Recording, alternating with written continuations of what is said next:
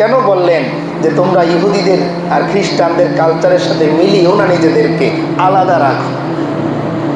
আপনি এখান থেকে বের হন, অনেক ছাদেই দেখবেন পতাকা উঠতেছে। ওরে না পতাকা? কোন দেশের পতাকা? কালিমার পতাকা। যেই পতাকা ধরে রাখার জন্যে সাহাবায়ে কেরাম নিজেদের জীবন দিয়েছেন।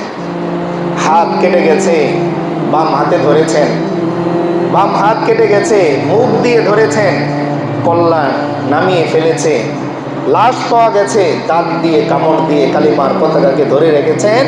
আর আমাদের দেশে ওই কালিমার পতাকা নামিয়ে ইহুদি খ্রিস্টানদের পতাকা আমার ছাদের উপর ওড়ে, এবং গর্বের সাথে আমরা বলি পতাকাটা অনেক বড় হয়েছে, সুন্দর হয়েছে। যদি রাসূল করিম সাল্লাল্লাহু আলাইহি ওয়াসাল্লাম হাশরের ময়দানে আমার আপনার জন্য সুপারিশের আগে শুধু এতটুকু জিজ্ঞেস করেন যে তোমার বাড়ির ছাদে যে ব্রাজিল আর আর্জেন্টিনার পতাকা উড়তো, এই ব্যাপারে তোমার বক্তব্য কি ছিল, এটা বলো, সুপারিশ করে দিই। এই জন্য আমরা সাবধান হয়ে যাই। আমার যদিও নেশা না, আমি আগেও বলেছি, ভাইরাল বিষয় নিয়ে আমি কথা বলি না। আমি আমার ক্ষুদ্র চিন্তায় যতটুকু মনে হয় যে এই কথাগুলো সমাজের জন্য দরকার বলি। কিন্তু আজকাল অবস্থা এত মারাত্মক হচ্ছে দিন দিন। ছেলের বয়স 2 বছর, কত আফসোসে, ও জানেও না ওই দেশ কি, কেন, কারা, কি করে, কিন্তু বাবা শখ করে 2 বছরের ছেলের গায়েও হলুদ জার্সি পরাচ্ছে, সবুজ কালারের জার্সি পরাচ্ছে, লাল কালারের জার্সি পরাচ্ছে। আমি সব দেশের নামও জানি না, বলতে পারতেছি। তা আপনি যখন আপনার ছেলেকে ছোটবেলায় জার্সি পরিয়ে জোর করে ওর মধ্যে ওই দেশের কালচার দিতে চাচ্ছেন, তখন খুব স্বাভাবিক 12 বছর বয়সে এই ছেলে ওই দেশের কালচারকে অবলম্বন করে আপনাকে বৃদ্ধাশ্রমে রেখে আসবে, এটা খুব স্বাভাবিক। তবে ভালো জায়গায় রাখবে, ওই বৃদ্ধাশ্রমে যেখানে এসি আছে, কারণ অসভ্য আপনার কাছে যেহেতু বড় হয়েছে।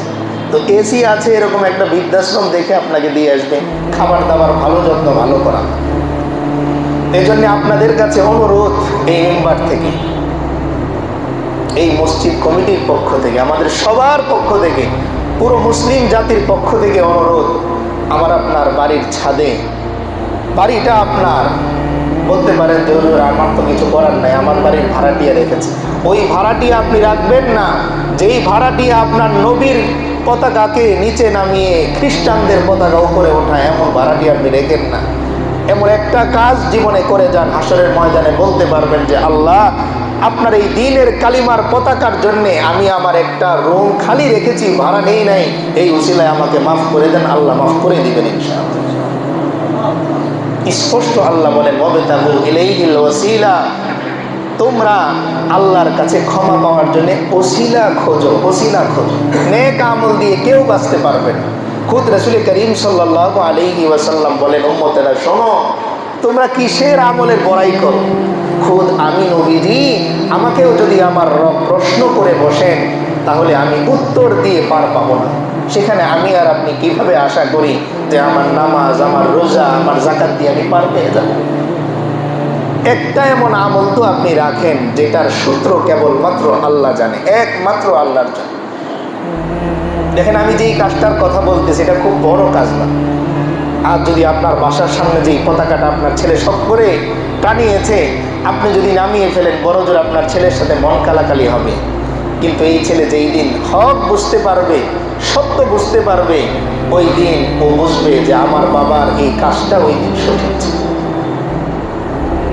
এই জন্য গতকালকে পড়তেছিলাম রাতে যে ইবনুল কাইয়্যুম জাওজি রহমতুল্লাহি আলাইহি তিনি উদাহরণ দিয়ে বলেছেন, আমাদের যে নফস আছে না, নফস, তিনি বোঝানোর জন্য বলতেছেন যে নফসটাকে একটা দুধের শিশু মনে করা। কিসের শিশু? দুধের শিশু। মা যেরকম এই দুধের শিশুটাকে সব জায়গায় হাত দিতে দেয় না, সব খাবার মুখে দিতে দেয় না, সবার কোলে দিতে চায় না, সেই দুধের বাচ্চাটাকে নিজের চোখে চোখে রাখে, আগলে রাখে। একজন ব্যক্তি ঠিক তার নিজের নফসকে দুধের বাচ্চার মতো চোখে চোখে রাখবে, সব জায়গায় মুখ দিতে দিবে না, সব জায়গায় হাত দিতে দিবে না, সব জায়গায় তাকে হাঁটতে চলতে দিবে না। এটা যদি করতে না পারে, তাহলে দুধের শিশু যেরকম ক্ষতিগ্রস্ত হয়, আমি আর আপনিও আমাদের নিজেদের নফসের মাধ্যমে ওই রকমই ক্ষতিগ্রস্ত হই। এই জন্য যদিও আমার আলোচনার সাবজেক্ট এটা না, শুধু ওই হাদিস থেকে মাথায় এসেছে তাই বললাম। এই জন্য মেহেরবানি করে আপনার ছেলের জন্য আর দেশকেন্দ্রিক গেঞ্জি আপনি কিনে দিয়েন, দেশকেন্দ্রিক কাটিং চুলের মধ্যে আপনি দিতে দিয়েন না। টাকাটা আপনার, মনে রাখবেন। আপনি বলতে পারেন আমার ছেলে সব, হাসরের ময়দানে এই ছেলে জার্সি নিয়ে আপনার সামনে দাঁড়িয়ে বলবে, বাবা ওই দিন যদি আপনি আমাকে এই জার্সি না কিনে দিতেন তবে তো আমি পড়তাম না, আমার কাছে টাকা ছিল না, আপনিই তো কিনে দিয়েছেন। আল্লাহ স্পষ্ট কোরআনে বলতেছেন যে হাসরের ময়দানে আমার আপনার সন্তানেরা, আমার আপনার অধীনস্থ ব্যক্তিরা আমার বিরুদ্ধে, যাদেরকে আমার পয়সা খরচ করে আমি কাজ করে দিয়েছি, এরাই আমার আপনার বিরুদ্ধে মামলা দায়ের করবে যে আল্লাহ এদেরকে শাস্তি দ্বিগুণ করে দিন, কারণ এরাই আমাদেরকে ধ্বংস করেছে। এই জন্যে মেহেরবানি করে এই যে একটা সময় চলতেছে, দেখেন কেমন সিজন, চিন্তা করলে হয়রান হয়ে যায়।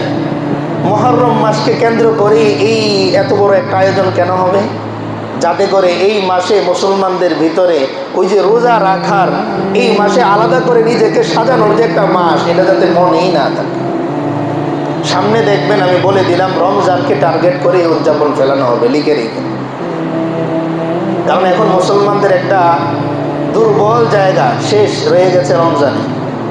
দেখবেন খুব বেশি দূরে না যে রমজানকে টার্গেট করে এই উদযাপনটা আয়োজন করা হবে, যাতে করে মুসলমানরা রমজান মাসে সহজ হয় দেখতে। কারণ সাহারির যেহেতু বিষয় আছে, এমন সময় ফেলবে যে আপনি সুন্দর করে সাহারিটা খেয়ে বসে দেখতে পারেন। সামনে আয়োজন হবে। এই জন্য অনুরোধ আপনাদের কাছে, এই বিষয়গুলো নিয়ে আপনারা নিজেরা একটু আত্মসমালোচনা করবেন। কি করবেন?